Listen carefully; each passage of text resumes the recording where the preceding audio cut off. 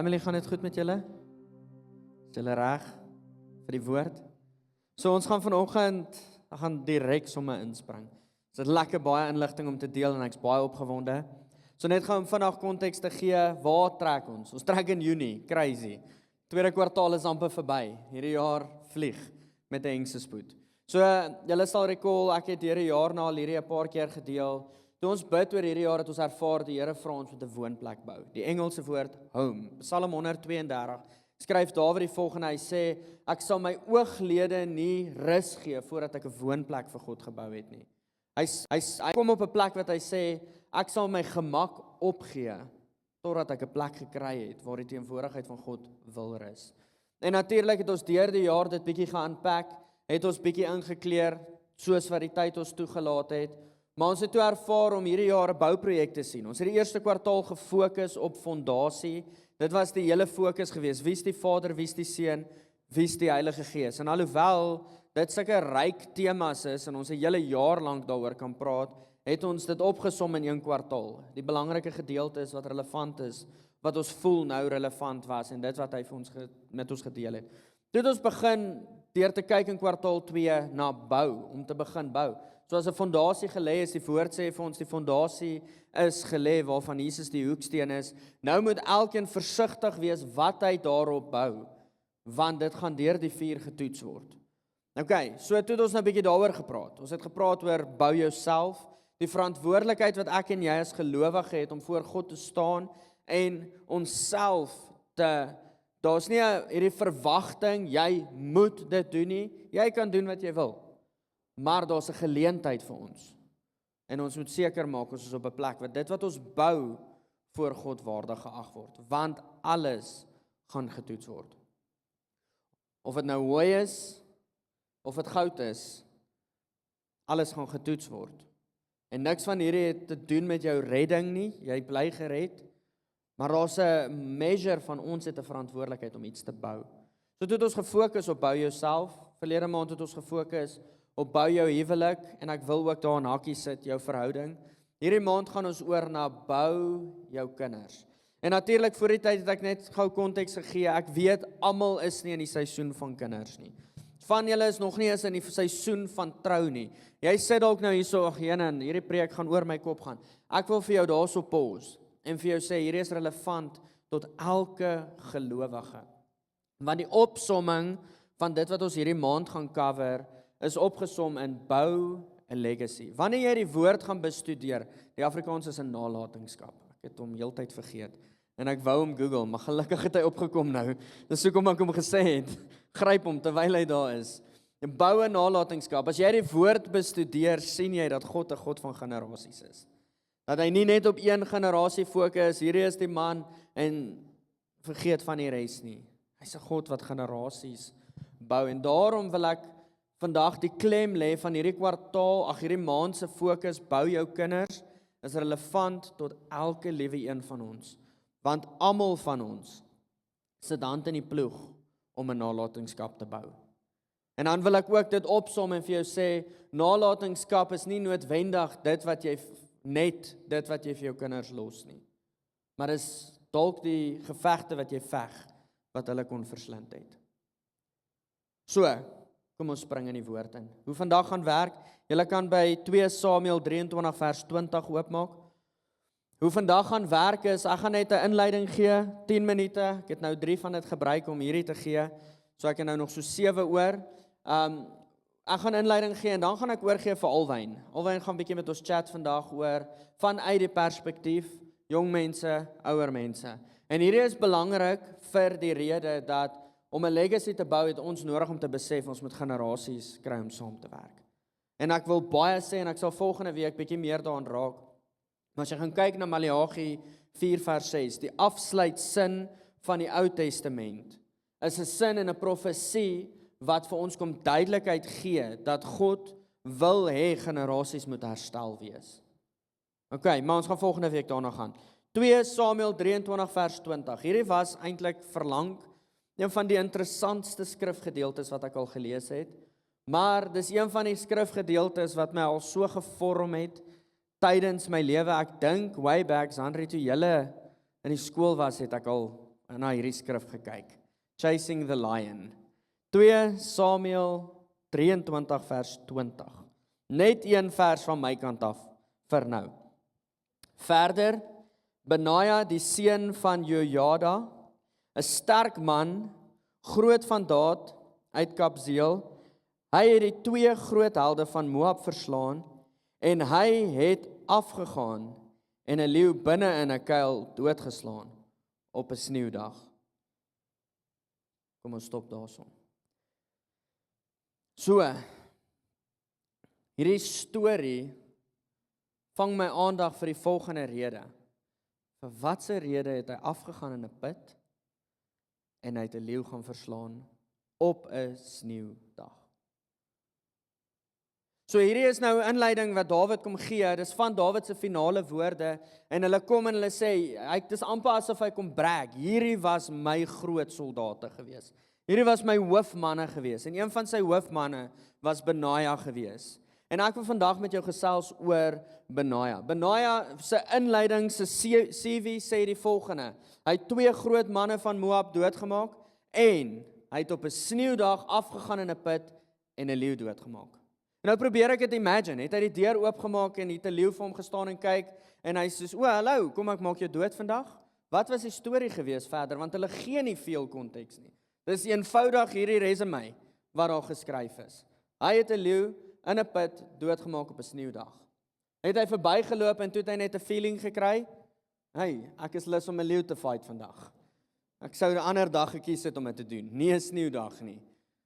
Maar dis vir my interessant, ek dink nie die wonder van hierdie storie is die leeu wat doodgemaak is nie. Ek wil vandag fokus op die volgende 3 goed. Hy het afgegaan in die put op 'n sneeudag. Alles was teen hom, maar Benaja verstaan iets, en hierdie is die tema van my gedeelte.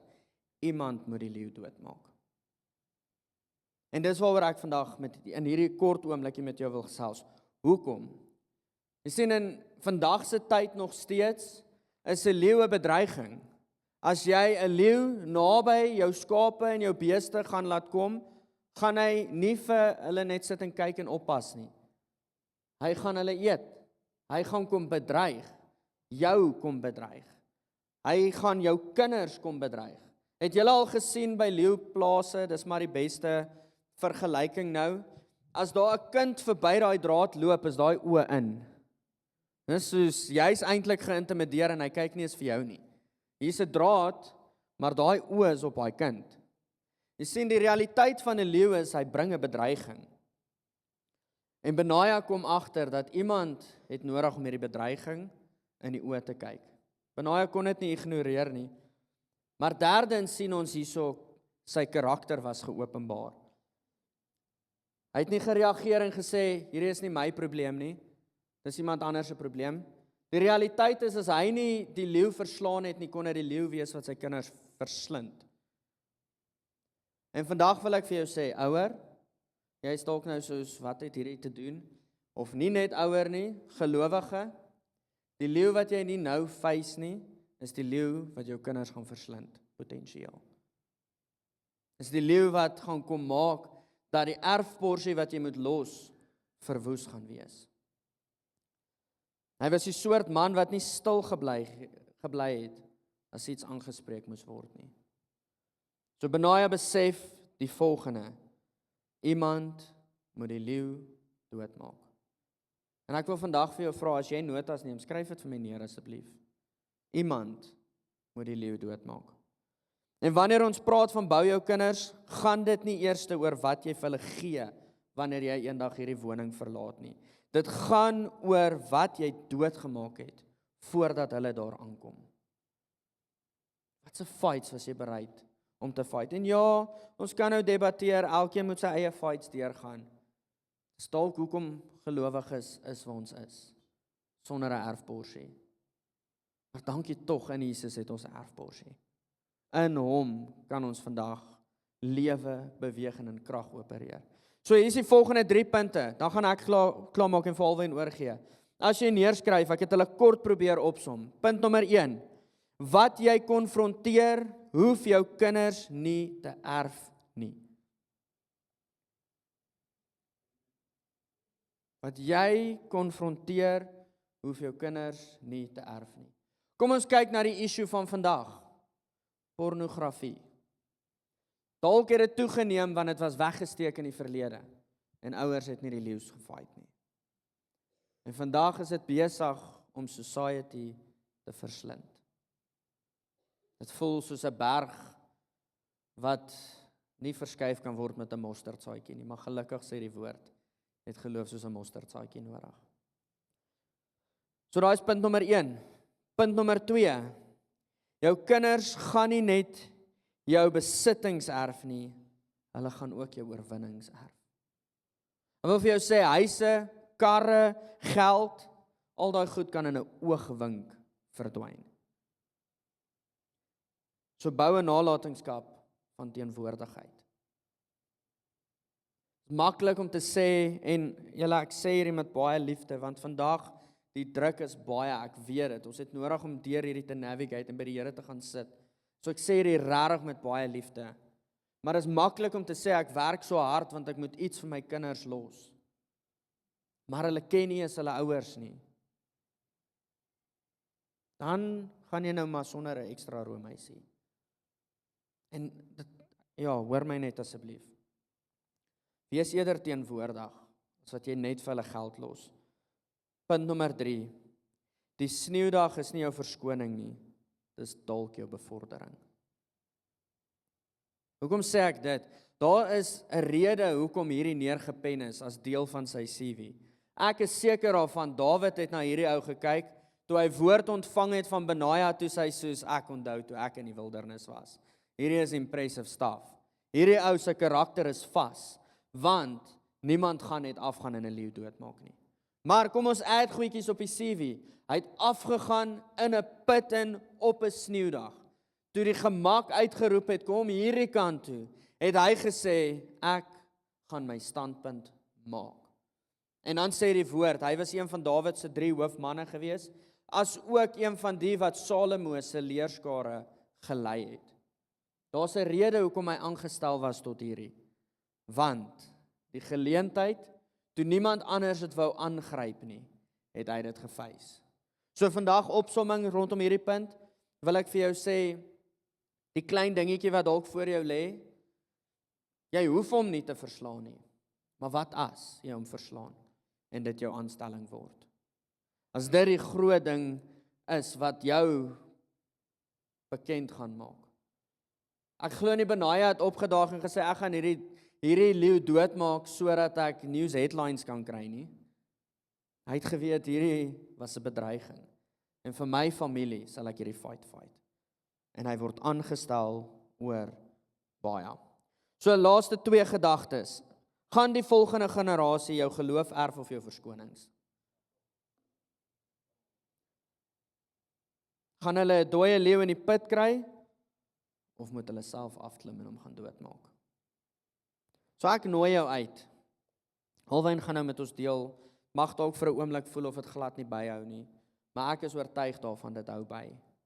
Want as gelowiges, of ons nou wil of nie, het ons die verantwoordelikheid. En ons geroep na 'n bediening van rekonsiliasie toe. So daai verhouding wat jy voel nie uitwerk nie, of nie wil nie, want ek hou nie van daai persoon nie, dalk stuur die Here jou juis soontoe. En is dit die groot leeu wat jy moet verslaan. So, Here, ek wil vra dat U sal kom en in hierdie tyd, hierdie seisoen van bou, die volgende generasie boukinders, wil ek vra dat U dit sal seën, dat U teenwoordigheid op dit sal rus. En Here, ek wil ook vra dat U alwyn sal lei nou, soos wat hy met ons gaan deel, wat U met hom gedeel het. Here, soos wat hy gaan deel, wat hy al opgebou het in sy ervaring. Ek dank U vir geleenthede soos hierdie, waar ons saam kan staan en kan sê, Here, sal U kom. Ons roep uit Maranatha, kom, Here Jesus, kom, oor hierdie generasie en oor elke liewe generasie. Ek bid dat rekonsiliasie sal gebeur as gevolg van vandag. In Jesus naam, amen. Ek gaan vir jou gee, buddy. Dankie, pastor. Julle kry 2 preke op een dag, hè? Ek kom net na 1 diens toe. Lekker julle, so dit klink asof ek 'n 6 letter wie uit engine gesluk het. Ek klink so verskriklik diep. Dis net my keel wat nie so lekker is, verskoon my asseblief. Maar voordat ek begin, ek wil gou 'n paar testimonies deel. Is julle reg daarvoor? As julle reg om dit te hoor, sodat dit hierdie week gebeur. So ek was by hierdie OK net hier by die straat af en ek sien hierdie dames huil verskriklik baie. En ek is soos, "Jesus, wat gaan aan?" En ek vra soos, "What's happening? What's going on?" Sy sê nee. Sy het nou net iemand gesien wat soos haar seun lyk. En ek soos, "Okay, cool. Hoekom huil jy?" Soos en ek het nie dit van gevra nie. Ek soos, "Okay, cool." Ek soos, "Hoekom huil jy dan?" Sy soos, ek vra toe soos, "Wat gaan aan?" Sy sê, "Nee, ek het my seun al vir 6 jaar nog nie gesien nie. Hy het weggeloop en hy het nog nie teruggekom nie. En hy's op drugs en dinge en goede." En ek soos, "Okay, nee, vat my nommer." So amper vir 90% van mense wat ek my nommer voorgee, is mense waarvoor ek gebid het. Want jy kan vir hulle bid nou en dan sê hulle ja, hulle het genees, maar hulle sê net eintlik so want hulle wil nie jy moet aanhou bid vir hulle nie. So dan 'n maand later dan stuur ek vir hulle WhatsApp, het dit as jou skouer nog reg of wat ook al. So ek gee toe my nommer vir haar en ons bid daai dag vir haar seun om terug te kom. Sy het hom in 6 jaar nie gesien nie en sy het my Vrydagoggend toe WhatsApp sy my te sê hy het teruggekom huis toe vir die eerste keer in 6 jaar. Dankie dat jy saam met my gebid het. Ja, dit is super cool, né? En so ek weet nou nie of hy nog op drugs is of wat ook al nie, maar hy het teruggekom huis toe. So ons celebrate dit en dan ek het waar was dit gewees? Iewers in die dorp, ek dink ja, laasweek Sondag het ek teruggery van Roberts af. Al was 'n party gewees tussen die twee dienste, Sondagdiens en oggenddiens en aanddiens. En dan ek so op pad hiernatoe en ek moet 4:30 by die kerk wees want die diens begin 5:00, so ons bid voor die tyd. En ek soos kom 20 oor daar weg en ek soos nou moet ek voet in die hoek sit. Maar ek stop eers daar by die Boomgate. Julle weet mos waar's 'n Boomgate. En ek bly nou nie daar binne nie, so my gesig het hulle nie opgetel nie. En ek druk die kode in, maar die kode werk nie. En ek soos, "Hey dude, kom help my gou." En hy soos, "Hey bro, how are you?" En hy soos so lekker by en ek soos begin chat met hom want hy is die tipe persoon wat ek is. En ons sit daar vir 5 minute en toe vergeet ek moet eintlik 'n kode insit om hier uit te kom. So dis nou 25 oor. En ons begin praat en hy soos, "Ja, it's going lekker, but I have a problem man. My shoulder is not nice." En ek sê vir hom, "Ja, ek het die beste, alles nou in Engels. Ek het die beste medikasie ooit ontdek. Jy sal nie glo nie." Hy sê, "Ja." Ek sê vir hom, "Ek het dit hier by my." Hy sê, "Regtig?" Ek sê, "Ja, bro. Dis Jesus." Hy sê, "This guy."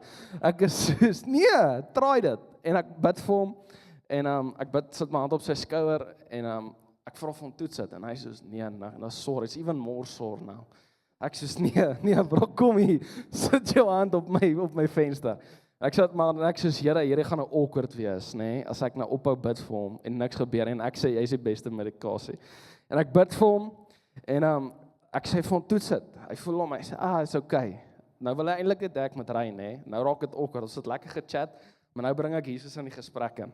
En ek sê vir hom, "Nou bro, kom put your arm here." En ek bid vir hom en hy sê, "Oh, something is happening." En sy oë gaan so groot op. Hy sê, It's getting warm. It's getting warm." Ek sê, "Okay, great." Toets hom en tel hy sy arm so op en toe is die pyn weg. En toe het sy perspektief oor Jesus net daar verander. Okay? So dit het hierdie week gebeur. So Jesus is goed. Hoekom ek dit deel is, Pastor Willem het vroeër gevra, het jy nog geloof vir Jesus om te kom beweeg? Kyk, Jesus wil beweeg. Dit gaan net 'n ja kos. Dit gaan partykeer net kos dat jy moet sê, "Okay, Here, my image sal ek neerlê. Here, ek sal maar dit gaan awkward wees, dit gaan nie lekker wees nie, maar at least gaan daar iets wees wat mense na u toe kan draai." Okay, so kom ek spring gou in. So ek het nie kinders nie. So ek kan nie met ervaring praat nie. So vanoggend gaan ek nie praat oor hoe om kinders groot te maak nie, want ek het geen experience daaroor nie. Maar vanoggend gaan ek praat oor, ek het nou al 'n rukkie gewerk met tieners. Ek myself was net 'n paar jaar terug nog 'n tiener. So ek wil met ons gesels oor, hoe sien tieners jou as ouer? Want ons ken die hele storie van tieners het nie respek nie en tieners luister nie en my kinders doen net wat hulle wil en my kinders hardloop net rond en my kinders, verstaan, ons almal ken daai perspektief, maar het julle al ooit gaan dink aan wat is die kind se perspektief oor dit? Oor jou, oor die situasie, oor die huis? Okay, so ek gaan begin met 'n vraag. Hoekom dink elke generasie, so hoor nie net nou huidigelik wat kinders het nie, die wat jare terug kinders gehad het of die wat nog kinders gaan hê. Hoekom dink elke generasie die volgende generasie is besig om agteruit te gaan? Wie het al ooit gesê, "Jesus, hierdie jong generasie, o hemel, ek weet nie wat gaan gebeur nie. Waar gaan Suid-Afrika opeindig? Hulle het geen toe ek in die army was. Kyk, ek was nie in die army nie. My pa het al vir my gesê, hy sê toe ek in die army was, as daai hoekie, nê, as jy met daai hoekie nie so 90 grade hulle in die haal kan sit nie, dan word alles omgegooi en jy hardloop. Jy hardloop totdat jy nie meer kan hardloop en as jy daar binne kom is al jou goed op die dak. Dan moet jy dit op die dak regmaak. En as dit nie op die dak is en dis nie mooi, dan gooi dit af, dan moet jy dit buite regmaak. En dan as dit nou reg is, dan sê hulle okay, maar jy moet binne slaap. Dan moet jy alles binne toe vat. Ek ken al daai stories en dit was regtig awesome, maar nou daai manne sê, "Ja, wat gaan word van die volgende generasie?" Want die realiteit is, hier is nie meer oorlog nie. Hier is nie meer weermag nie. 18-jariges gaan nie meer weermag toe nie. Praat op sensitiewe goedjies. Ouers wat sê, my kinders het nie respek nie. En dan kinders wat sê, "Jesus, my ouers weet net niks nie." Hulle verstaan nie. Het al ooit gehoor jou kind of jou dogter sê nie, "Maar verstaan nie." En jy wil soos, ek is al 30 jaar ouer as jy, wat verstaan ek nie? Nee, ouers, julle kan met my relate. Okay, so, julle weet, hierdie gesprek is nie net met ons generasie in 2026 nie. Dit was met jou ouers ook gewees. Hulle het dieselfde gedink oor jou. En hulle ouers het dieselfde gedink oor hulle. En hulle ouers het dieselfde gedink oor hulle en ons staan nog steeds hier vandag. Nou ek sê nie, die generasie is besig om te improve nie. Wat ek net wel sê, is, dalk is dit nie 'n generation alpha. So dit is nou die van 0 tot 13, of 'n Gen Z wat ek is, of 'n millennial, of 'n baby boom. Dalk is dit nie 'n generasie issue nie. Dalk is dit 'n hart issue. Dalk is dit 'n mens issue. So ek gaan 'n bietjie daarin delf, maar voordat ons daarin delf, kom ons kyk bietjie na die generasies. So ek weet dit is nou 'n sensitiewe topik van hoe oud jy is, maar steek asseblief jou hand op as ek by jou gekom het. So kom ons begin heel onder. Wie van julle is 0 tot 13, wat is die kinderkerk? Okay, never mind. So dis Generation Alpha. So almal wat nie in die kerk is nie, dis hulle. Okay, so wie van julle is tussen die ouderdom van 14 en 29? Ja, okay, dis baie in die kerk. Okay, so ons is Gen Z's, okay? Generasie Z, Gen Z's. Okay, wie is van die ouderdom van, amper skiep ek een, 30 tot 45, steek op jou hand. Okay, so julle is millennials, right? Wie is Generation X van 46 tot 61? Tussen 45 en 61. Okay, awesome, so julle is Gen X en dan baby boomers van 62 tot 80. Hier raak dit nou sensitief, wil nou nie jou hand opsteek nie. Okay, en dan is die enige silent generations, almal bo 80. Nie vandag nie. Okay, great. Hulle is silent. Dis so great. Okay, julle, kom ons gaan gou na Spreuke 3 vers 5 toe. Blaai gou saam met my soontoe. Gaan ons dit gou lees.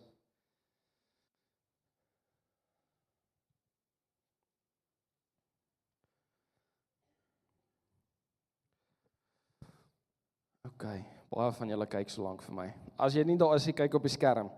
Spreuke 3 vers 5 tot 6. Vertrou op die Here met jou hele hart en steun nie op jou eie insig nie. Ken hom in al jou weë, dan sal hy jou pad gelyk maak. Wie het al ooit hierdie skrifvers gehoor? Okay, dit is nogals 'n baie populêre skrifvers. So, in sin van hierdie skrifvers, vertrou op die Here met jou hele hart en steun nie op jou eie insig nie. As ons kyk na die jonger generasie, julle ouer generasie, nê? As julle kyk na ons, dan is dit soos, ons het nie respek nie, wat heel moontlik die waarheid kan wees. Ons het nie respek nie, ons doen net wat ons wil, ons rebelle, drink net, weet julle wat so hartseer ding, nou ek is die generasie, so ek kan praat namens ons. Ek kan ek gou 'n storie vertel, is dit okay met julle? So ek is nogals 'n extravagant persoon, so ek het moslim vriende, okay? En een van my moslim vriende is my haarkapper, right? Sy naam is Joggie, right? Nou sit ek by Joggie, en hy sny elke keer my hare, so ek sit by Joggie, ons het so 'n goeie verhouding, hy bel my op my verjaarsdag, en sy soos, hey my vrou, daar is hy, Willem was daar, hey my broer, how's your birthday? En dan sê ek soos, nee, lekker, I'm not in Middelburg, so I cannot come for a cut. Ah, man. Okay, maar in any case, so ons het 'n regtig goeie verhouding, so ek praat baie met hom oor Jesus, en hy is vasoortuig van, hy gaan my 'n moslim maak, en ek's vasoortuig van, hy gaan hom 'n Christen maak. En, Maar een ding, ek het al baie met hom gedebatteer oor. Hoe is 3 gode een God en hoe is Jesus net 'n profeet en nie eintlik die seun van God en alles en ek het 'n antwoord vir alles gehad, maar weet julle wat is hartseer? Ek het een antwoord nie gehad nie. En hy sê vir my, you know your people, ek soos our people. I say, yeah, these young people. They come here and I ask them, what religion? They say Christian. But when I see them in town, they are just drinking and cannot even walk. What religion does that? En ek sê vir hom, yes, ou. Ja, ons dien 'n God. Ons lewe 'n lewe wat absoluut verwoes is. En dis 'n sad ding van ons generasie. Ons sê, nee, ons is Christene. As jy vir amper sê ek vir wie ek stem, as jy moet gaan stem, as jy moet gaan stem, dan tik jy daai boksie Christian, right? Maar jy's glad nie eintlik een wat so lewe nie. Okay, so dit is wat ons generasie verkeerd doen, en ek bid en ek vertrou die Here dat ek 'n rol gaan speel om dit te verander. Maar in any case, wat ek nou toe wil kom, is Spreuke 3 vers 5 tot 6. Vertrou op die Here met jou hele hart en steun nie op jou eie insig nie. Ons moet Jesus vertrou vir die jonger generasie. Ons wat nou al 'n bietjie ouer raak en op pad is om kinders te kry en van ons het al kinders, moet die Here vertrou vir Generation Alpha. Okay, ons moet die Here vertrou, want as ons kyk, dan is ons soos, Here, ek weet nie hoe gaan dit uitwerk nie. Ek weet nie hoe gaan ons hierdie lewe deurkom nie.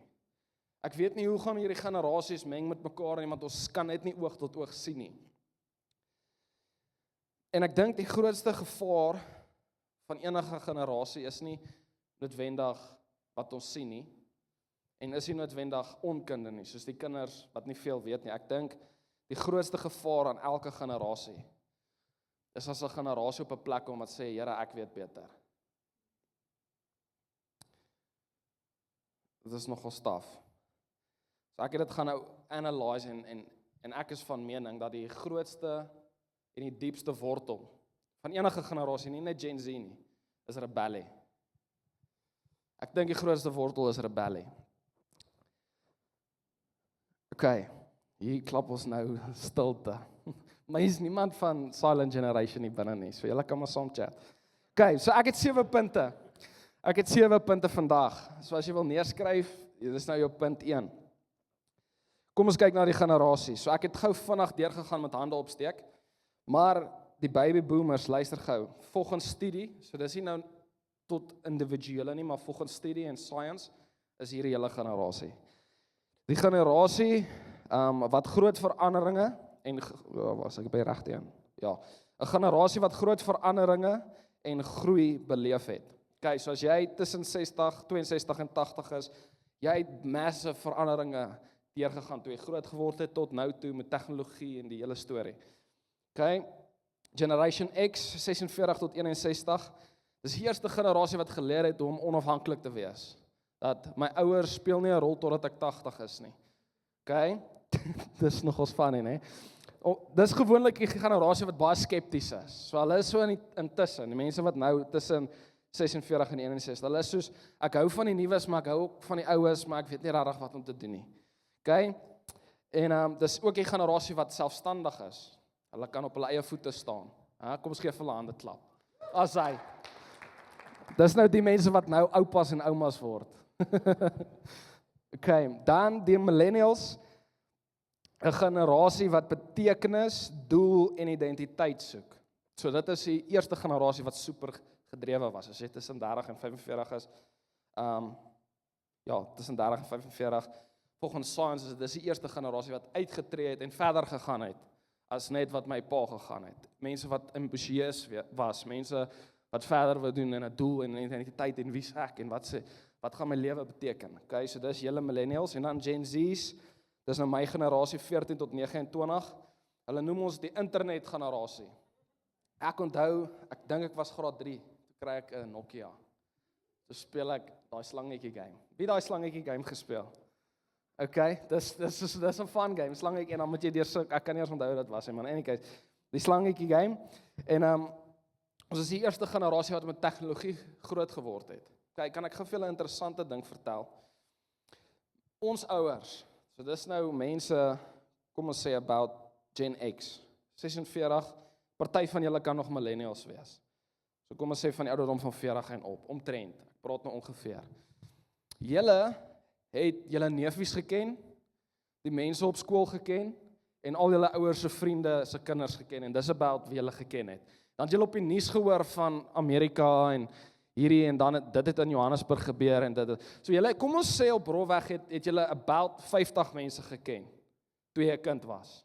Jy het about geweet van 50 mense, jy het 50 mense geken. Ons generasie ken miljoene mense, okay? Want ons het access en connection tot soveel baie mense. Ek meen, ek het nou die dag gaan kyk op Instagram. Ek follow soos amper 1000 mense op Instagram. Nee, dit is mal. So waar my ma en pa was toe hulle my ouderdom was, hulle het, kom ons sê, dalk 60 mense geken. Ek ken nou omtrent 2, 3, 4, 5000 mense.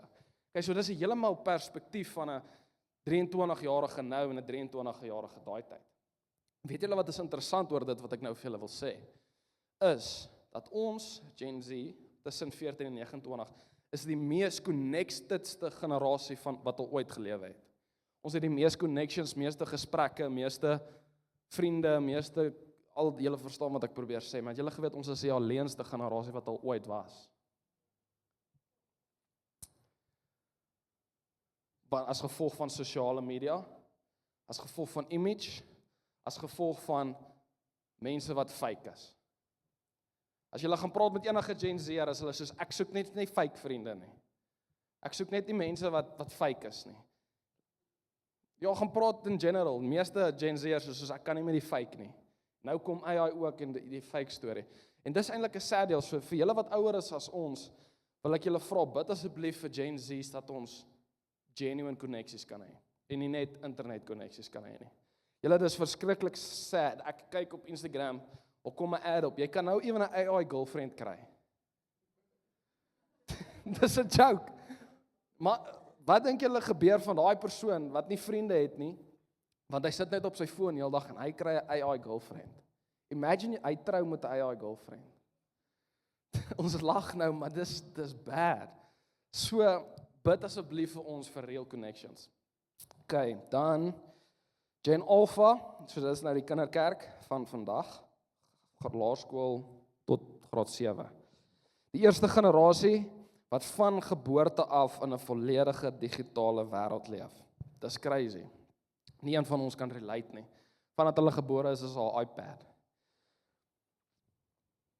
Die generasies verskil, het jy al gesien dat generasies hou van verskillende musiek.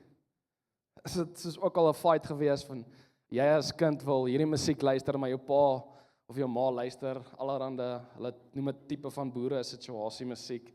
Ietsie soos dit. Ons hou glad nie van dieselfde musiek nie. Okay, dis waar ons verskillend is. Ons is verskillend met tegnologie. Wie het al ooit gesê, "Mag my kind kom help my gou net hierso. Ek weet nie wat doen ek hierso. Help my gou hierdie setting." Ja, help my gou hierso. Okay, so ons is verskillend. Ons het verskillende kulture. Daai tyd kan soos was die seuns en die vrouens heeltemal geseparate. Dis so crazy en dis nie biblical nie, maar nou lewe ons in 'n tyd waar daar net een badkamer is. It's crazy. Ons het verskillende uitdagings gehad. Ons het verskillende menslike kulture.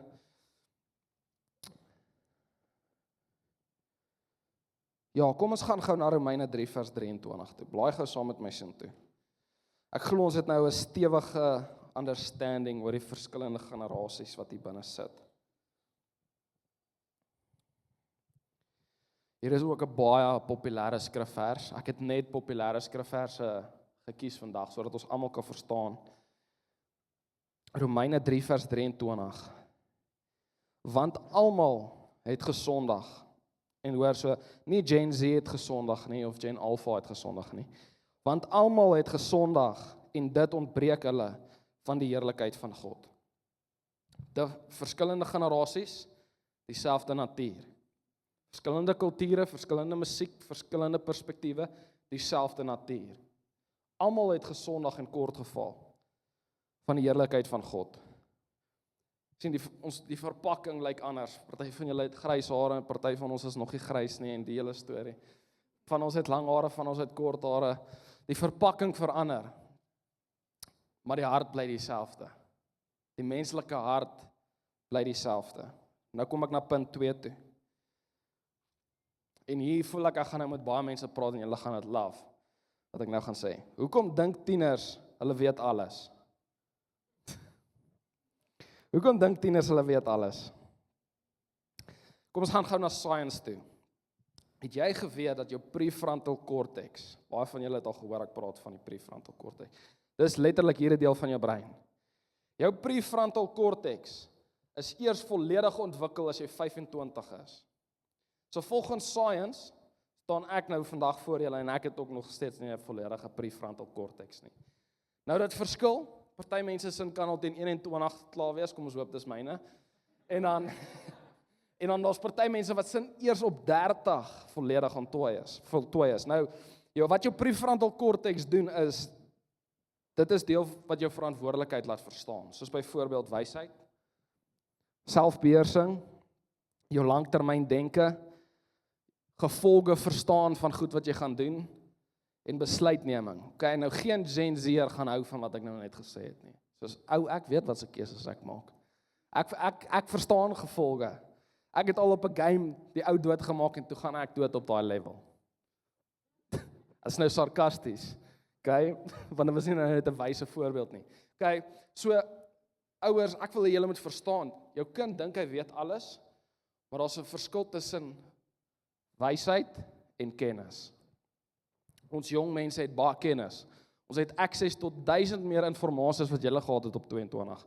Maar sê te sê ons is wys nie. Okay, maar nou moet jy pas op, jy kan nie net vir 'n tiener sê jy's nie wys nie. Ek het gehoor Alwyn preek, jy het net baie kennis, jy's nie wys nie. So, moenie dit sê nie, want dan gaan jy nou eers hulle kwaad maak.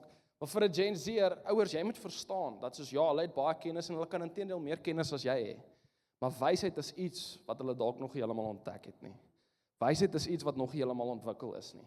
En jy as gevolg van jou wysheid moet jy dit reg navigate van, okay, ek het nou 'n klein mensie wat dink hulle weet alles en about 16 is.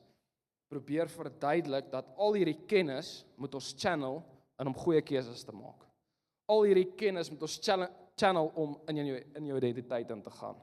Al hierdie kennis wat jy het, moet ons channel oor wat doen jy met al hierdie kennis wat jy het. Okay? En ouer, nie net oorweldig word met jou kind wat so baie weet nie.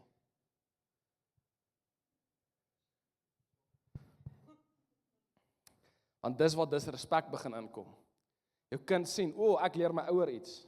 Ek's die een wat teach, hy's nie die een wat teach nie. Ek weet meer as my ma, ek's die een wat vir haar vertel wat gaan aan en sy nie vir my vertel nie. Jou kind kan meer inligting as jy het. Maar moenie op so 'n plek kom dat die inligting wat voor jou is, jy is so overwhelmed dat jy elke keer surprised is as hulle vir jou iets sê nie.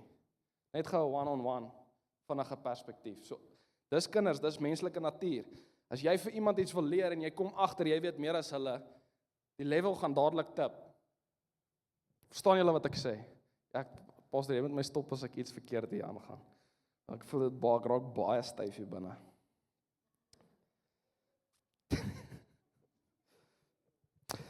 ‘n Tiener kan ongelooflik intelligent wees, maar steeds nie wys wees nie.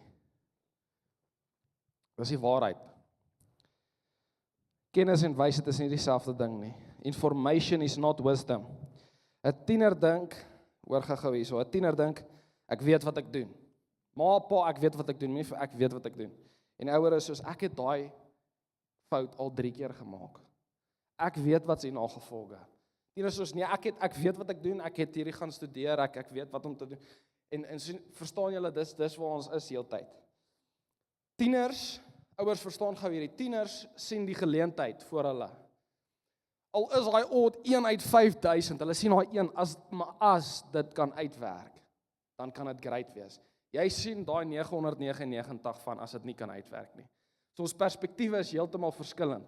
So jy moet nie vir jou kind intrek en sê, jy is verkeerd, doen hierdie nie. Jy moet vir jou kind intrek en sê, kom kyk hoe ek na dit kyk, en dan dalk kan jy hulle verander. Dit is hoe jy hulle benader. Okay? Dis nie omdat tieners dom is, dat hulle nie na gevolge kyk nie. Dis net hulle het nog nie daardeur gegaan, soos wat jy daardeur gegaan het nie. Okay, so ons moet nie ons kinders hanteer asof hulle dom is nie, want dan gaan hulle juis voel, okay, ek kan niks sê nie. Want my ouers dink ek stupid.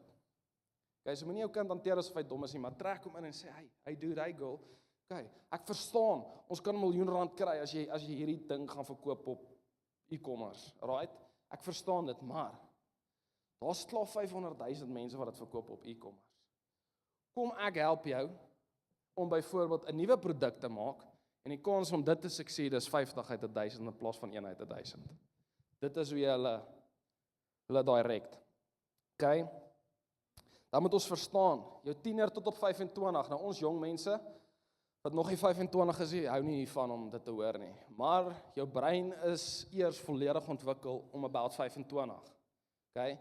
So ouers, ek sê nie, jy kan jou kind verander van 18 as hy uit skool uit is nie.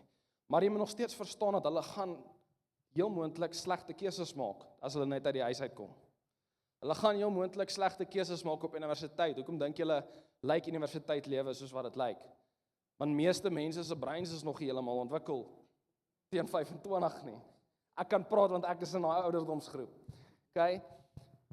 So, ons moet dit verstaan. Jy moet verstaan dat my kind weet al baie en is al deur baie, maar die brein is nog nie heeltemal ontwikkel nie.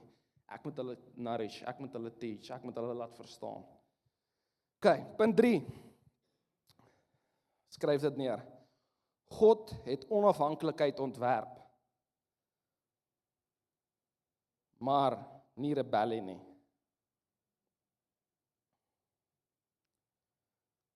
Is julle almal nog by? Volg julle my nog? Okay. Wanneer kinders groot word, so ek praat nie nou net van tieners nie, wanneer kinders groot word, ouers of jy dit weet of nie, vra hulle die volgende vraag, wie is ek? Ons sien dit nou met hierdie LGBTQ ding.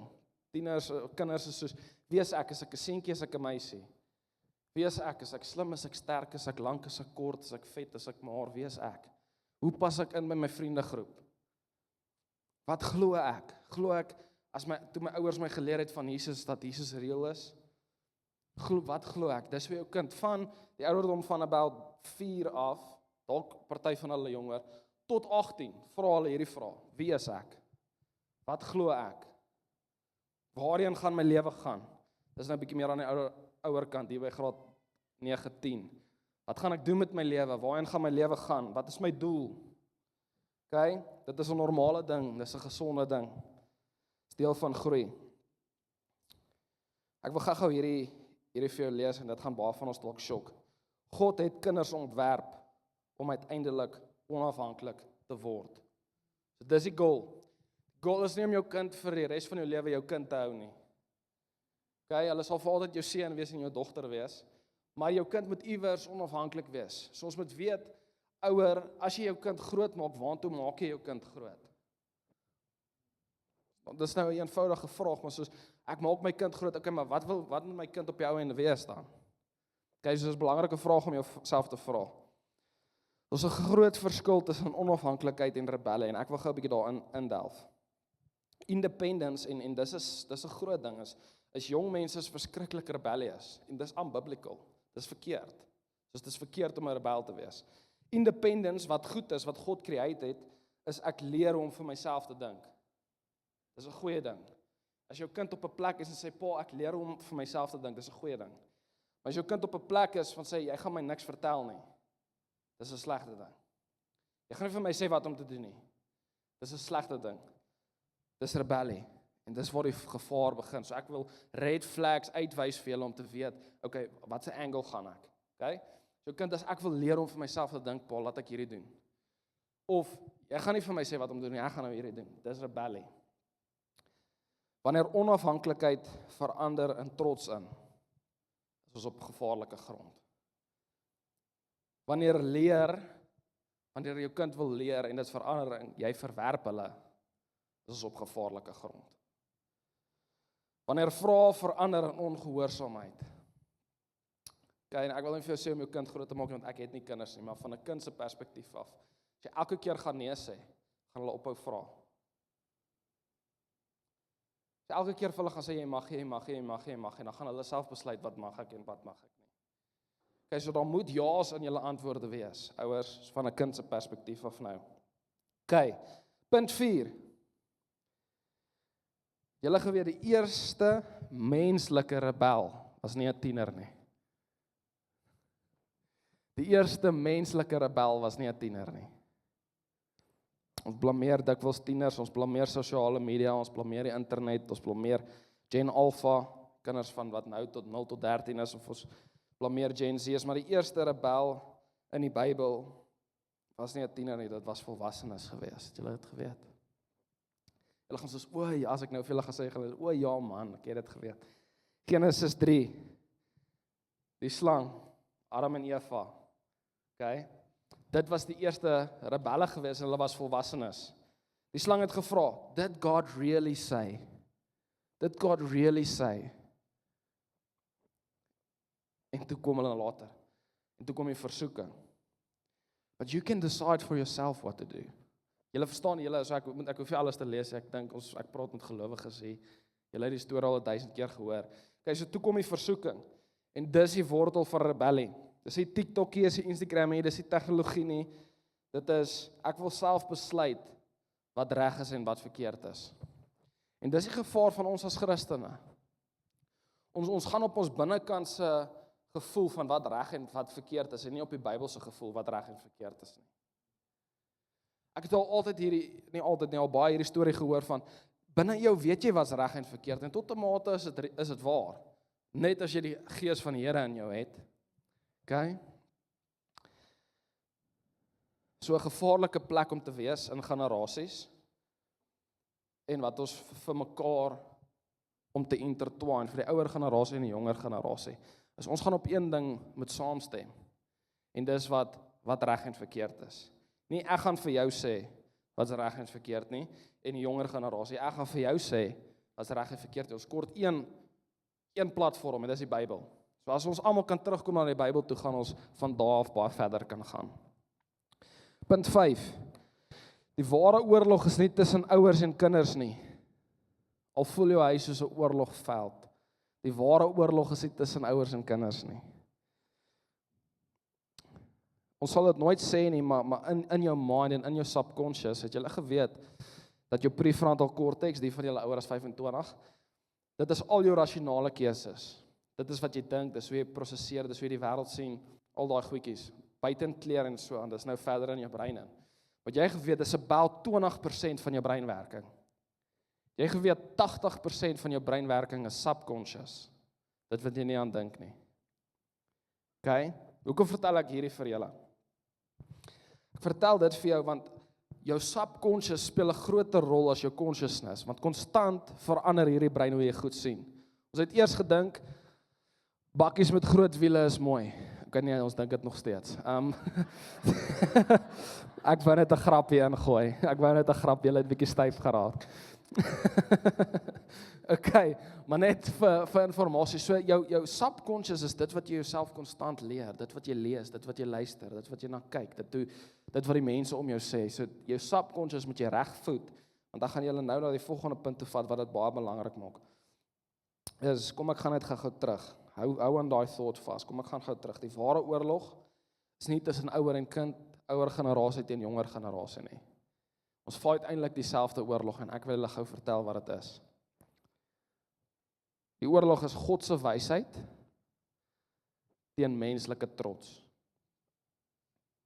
Dis die geveg wat ons veg. Dis die root van rebellie. Al weet jy wat die waarheid is, jou trots kan jou keer van om in die waarheid te loop. Jy weet jy pa sê eintlik die regte ding. Maar jy is net so trots dat jy sal eerder die verkeerde pad volg as om te luister vir jou ouers. Okay? Elke generasie kom uit dieselfde plek uit. Gen Z'ers, Alphas, Millennials, Gen X, Boomers, Silent Generation. Elke generasie sê uiteindelik, en meeste van die tyd gebeur dit as jy jonk is, wat sad is, maar sê uiteindelik, ek hoor wat God sê, ek hoor die Bybel, maar ek dink, net daai woorde, ek hoor wat jy sê, maar ek dink, Jesus, ek dink, dat soos 2000 jaar terug het jy goeie idees gehad, maar nou, ons sal dit nou nie in soveel woorde sê nie, maar dis wat in jou subconscious gebeur, is wanneer ons sê ek dink, en wanneer die Bybel nie meer jou grootste realiteit word nie. Sien, die woord was God, Johannes 1, die woord is God. En baie keer sien ek, hoe gelowig is, die Bybel en Jesus split. Almal wil by Jesus wees, maar niemand wil die Bybel lees, het jy geweet, dis een. Almal soek Jesus, maar niemand soek die woord nie. Dis een.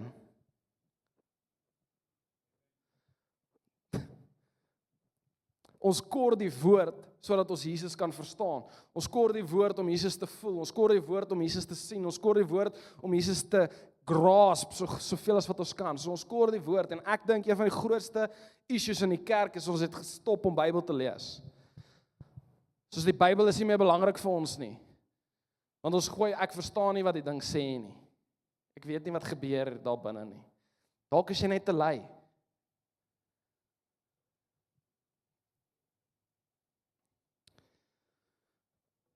Punt 6. Ouers, julle kinders is nie julle vyande nie. Kinders, jou ouers is nie jou vyand nie. Hierdie ding moet ons glo en vas staan. As ons gaan glo my ouers is my vyand, maak nie saak wat ek gaan lees nie, ek gaan bly teen hulle wees. En as jy soos gaan glo dat jou kind is heeltyd teen my en dis my vyand, maak nie saak wat jy gaan glo nie, jy gaan konstant in 'n hartspostuur van aggressie optree of hartseer optree as jy nou 'n sagte persoon is of ek weet nie meer wat om te doen nie, jy gee optree.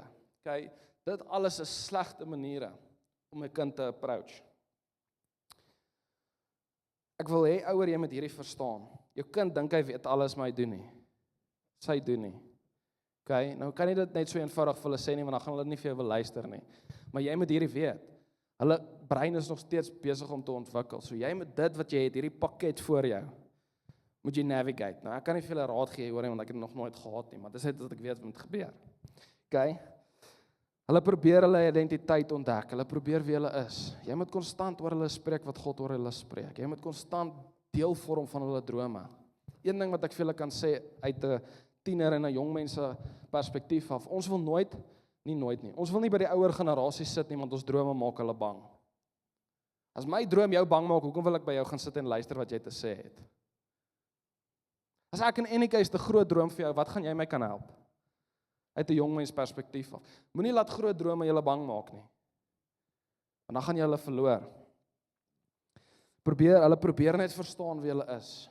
Jong mense probeer net verstaan wie hulle is. Hulle probeer net hulle plek in die wêreld vind. Okay? En ja,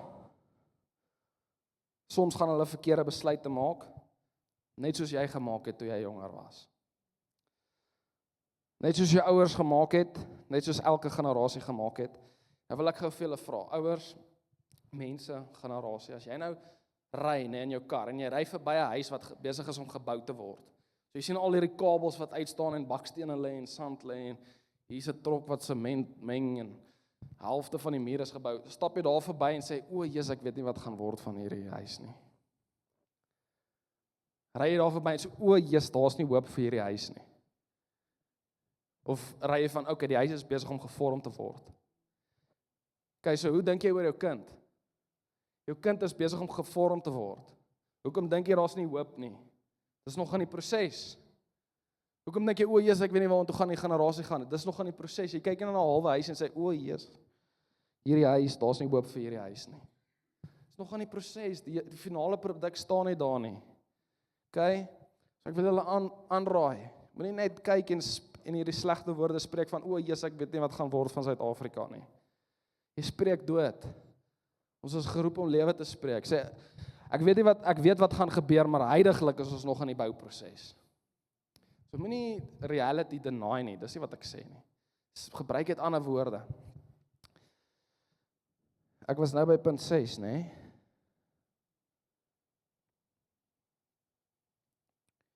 Ja, dis wat ek wou gesê het.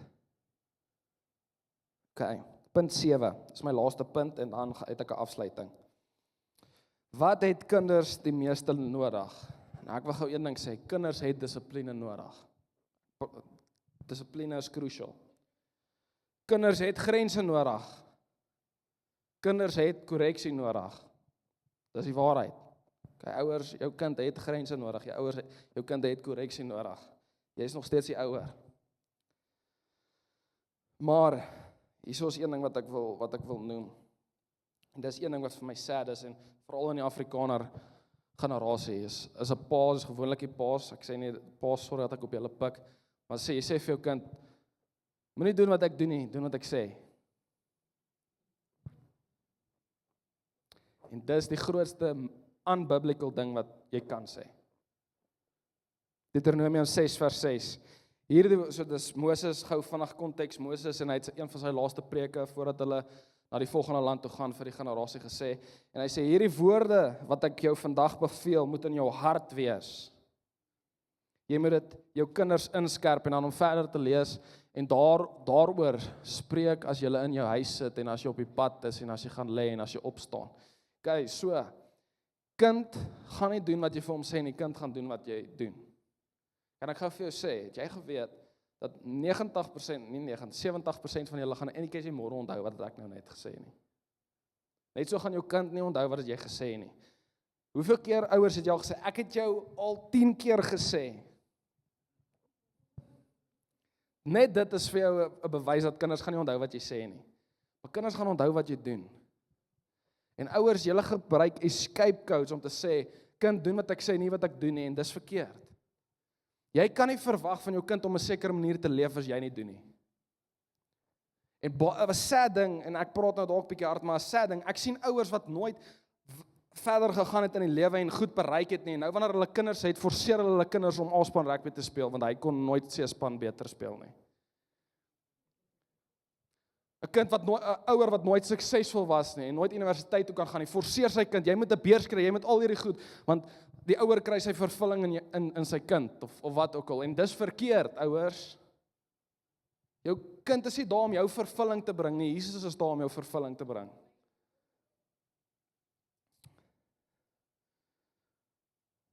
Jy kan nie oordra iets wat nie self in jou hart is en wat jy dra nie. Jy kan net maak wat jy is. Jy kan nie maak wat jy wil maak nie, as dit nou kom by kinders. Kan net vir jou kind leer wie jy is. Maak seker, jy's gesond. Maak seker, jy's die persoon wat jy wil hê jou kind moet wees. Anders kan jy nie verwag van jou seun om daai persoon te wees nie. Ek gaan afsluit. Elke generasie dink hulle is slimmer as die vorige een. Elke generasie dink die volgende een is besig om alles op te mors. Maar uiteindelik ontdek ons elke generasie, en ek het hierdie neergeskryf, uiteindelik ontdek ons elke generasie het dieselfde waarheid, sonder God. Ek het dit in Engels geskryf, kan ek dit Engels lees as dit oukei met julle? Without God, intelligence becomes pride. Without God, freedom becomes rebellion. Without God, knowledge becomes foolishness. Die antwoord is nie beter tegnologie, beter reëls, beter ouer strukture om jou kind groot te maak nie. Die antwoord is Jesus. Sonder Jesus gaan enige generasie uitmekaar uitval. Spreuke 22 vers 6. Leer die seun die weg wat hy moet instaan. Dan sal hy ook as hy oud word, daar nie van afwyk nie. Ouers, ek wil julle vandag encourage, hou aan bou. Hou aan bid. Hou aan spreek, hou aan voorloop. Hou aan hulle lief hê, hou aan disippels maak, hou aan met jou dissipline, hou aan daarmee. Jy hoef nie nou jou hele lewe te gaan verander omdat ek nou hierdie preek gepreek het nie. Hou net aan met wat jy aanhou, byt vas, druk deur, alles gaan oukei wees met Jesus. Maak seker daar's een ding wat jy het, is Jesus. En hierdie wil ek vir kinders sê en vir my generasie. Moenie kennis met wysheid verwar nie. Nie dink jy weet alles nie, as jy net baie inligting het nie. Moenie onafhanklikheid van ek kan op my eie voete staan met rebellie verwar nie. Moenie jou opinie met God se waarheid verwar nie. En dis wat ek oor Gen Z wil spreek en wie ook al hierdie gaan kyk, ek gaan dit seker op Instagram post. Ons kan nie as 'n jong generasie ons opinie bo die Bybel sit nie. Want dit gaan nie staan nie. Net God gaan bly staan. Okay, dan wil ek afsluit. Every generation needs the same Savior and that's Jesus. Kan ek vir ons bid? Here, vandag kom ons as gemeente. Here, met 'n begeerte om multi-generational connections te bou. Here, ons wil 'n kerk wees wat van die ouderdom van 0 tot die ouderdom van, kom ons sê 100, Here, connected kan wees en saam kan bou en groei aan die koninkryk. Here, ons wil U lief hê met alles in ons, sonder om disunity en aggressie en misverstand teenoor die ander generasies te kweek. Here, ek bid vanoggend Here, dat U ons die wysheid en die kennis sal gee om die ander generasies se perspektiewe en mindsets te verstaan en daarmee te kan lewe. Here, ons is lief vir U. Here, U is die antwoord, U is goed en U is God. In Jesus naam. Amen. Okay, Pastor Willem. Dankie, champion. Julle, ek weet dit was lekker baie inligting. Ek hoop dit was goed. Partykeer help dit om ons perspektief te bou. So ek wil laaste gedagte en dan gaan ek die aankondiging doen. So Romeine 12 vers 1 tot 2. Maak dit in 'n tyd soos vandag jou daaglikse meditasie. Hy sê, ek vermaan julle dan, broers, by die ontferming van God, dat julle julle liggame stel as lewende en heilige en aan God 'n welgevalle offer bring. Dit is julle redelike godsdiens. Hy sê in Engels, this is your spiritual worship. En word nie aan hierdie wêreld gelykvormig nie, maar word verander deur die vernuwing van julle gemoed, sodat julle kan beproef wat die goeie en welgevalle en volmaakte wil van God is. Amen.